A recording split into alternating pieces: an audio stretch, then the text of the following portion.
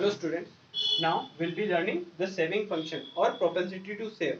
Here you are going to learn about that in economy, what is the saving at a certain level of income. Okay, that is called as saving function. So let us understand by the help of the schedule. I am making the same schedule here which we were making earlier. But here in the previous consumption function video, you learned about the relationship between y and c. This time you will be learning about relationship between y and s. Okay, so I'm making the same schedule over here: 100, 200, 300, 400, and I will be increasing this as 40. I'm taking autonomous consumption as 40 here. I will be increasing it by 80 every time. Okay, so it is going to be 200, then 280, then 360. Okay, what is this saving? The difference will be a saving. Okay, so it will be minus 40. You know na, this y is equal to c plus s. We want this s. So s is equal to nothing but y minus c. You will get s. Okay, so this is what I am doing over here. This will be 0. Then this is going to be 20. And this is going to be 40. 400 minus 360. This is what you are having in front of you. So this is basically the schedule.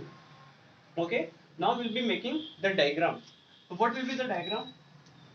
Diagram will be like x-axis. You can take this as y-axis, but you know that saving is starting from 40, so you will be extending this. Okay, now here you can write minus 40 and make a line like this, saving, because saving is also having a positive relationship with respect to income. When your income rises, saving also rises. Okay, so it is having a positive relationship. So we'll be writing those in points, the relationship between y and s later. But let us now just mark some point like this point here. Here, this saving line is cutting the x-axis. At that time, what is the condition? S is equal to 0. Where is s equal to 0? Here. This point where y is equal to c.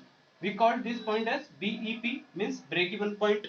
Okay, where y is equal to c, that point is called as break even point. At that point of time, your saving is 0. Okay, so this is that point. Okay, before that, what you can see? Before that, look at y was 0, but your saving was in minus. Again your income was increased by 100, but still you have to take some amount here. Why? Because still here the consumption was greater than y. Okay, that's why your saving was in negative. Then after this break even, what happened? Your saving was positive. Why? Because your income was more than your consumption. So let us write the relation between y and s. Okay, y and s, income and saving. So what is the first relationship? The first relationship, what you are going to write in answer will be the starting point. The starting point of s or saving curve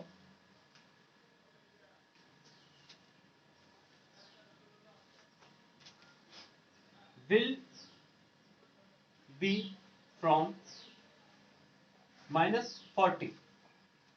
Minus 40. Here it will be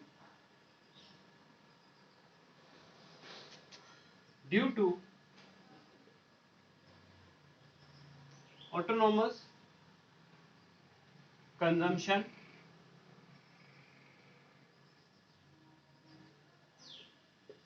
C bar. Okay, so why this is in minus over here? Because in the earlier video we learned about this consumption curve, and consumption curve was starting like this. Okay, so this amount, this was 40 here. Okay, so because of it your saving is starting from minus 40 here, because this minus 40 you are taking out from saving. That's why saving curve is starting from here like this. Okay, so that's what we have mentioned in the first point. The second point will be about the relationship. So saving curve has positive relation with y. Y is what? Income.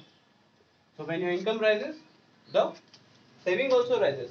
Because when your income rises, what you do? You try to save more money. Okay, so that's why it is having a positive relationship. Now break even point. Okay, so break-even point is what? Break-even point. So where is the break-even point? Here. We'll be writing something about it.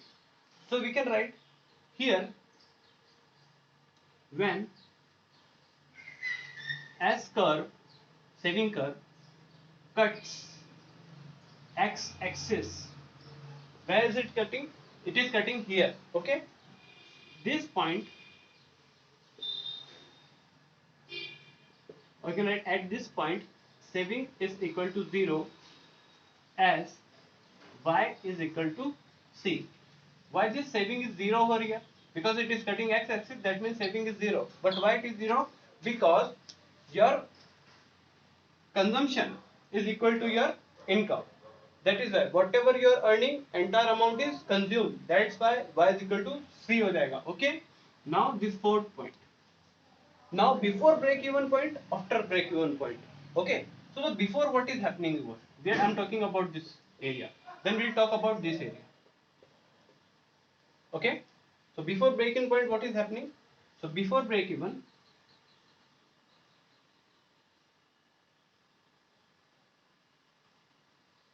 which is y is equal to c. What was more here? Your consumption was more. So consumption was greater than income. Therefore, this savings, this savings were there. Means saving was in minus, negative. Okay, why? Because the consumption was more, your income was less, so that's why your saving was in minus. Okay, now after that, what happens after this break even point? So after break even,